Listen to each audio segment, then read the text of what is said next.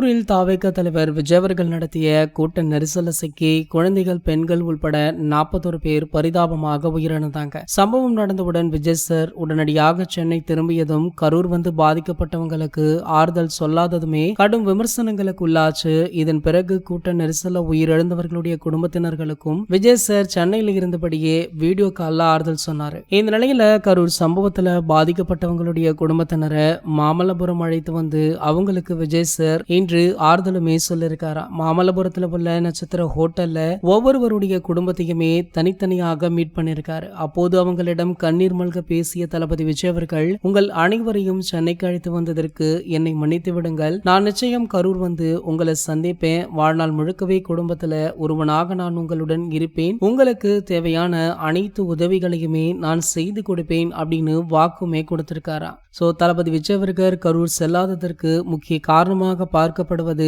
மீண்டுமே கூட்ட நெரிசல் ஏற்படும் போதிய பாதுகாப்பை திமுக அரசு வழங்காது அப்படின்றது தெரிந்துதான் அவங்கள இங்க கொண்டு வந்து மாமல்லபுரத்துல மீட் பண்ணிருக்காரா. இதனை ஒரு மிகப்பெரிய சர்ச்சையாக திமுக தரப்பு வடிவமைச்சிட்டுமே இருக்காங்க. அதன்படி பாத்தீங்கன்னா திமுக தரப்பு தற்போது இந்த நிகழ்விற்கு எதிர்ப்பு தெரிவிச்சிட்டு இருக்காங்க.